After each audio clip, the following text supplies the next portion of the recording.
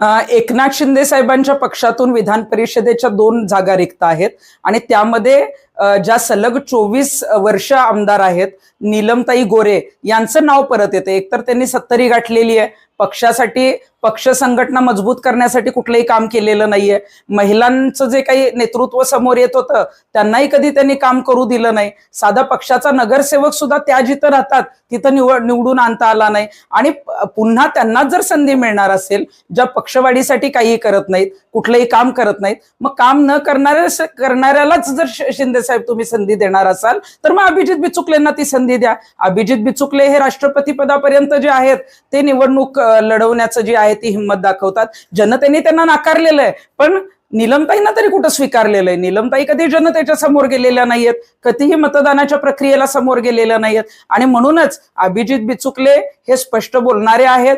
त्यांचे जे आहे ते आपण बघतो की त्यांना भारतामध्ये ते लोकप्रिय आहेत, त्यांना अनेक लोक फॉलो करतात आणि ते हिंदू विचारसरणीचे आहेत। शिंदे साहेब हे साताऱ्याचे आहेत आणि अभिजित बिचुकलेही साताऱ्याचे आहेत, त्यामुळं तुम्ही जर अभिजित बिचुकलेंना संधी दिली तर निश्चितच नीलमताईंपेक्षा राज्यभरात दौरे करून पक्ष संघटना वाढवण्यासाठी जे आहे ते चांगले काम करतील आणि संधीचं सोनं करतील।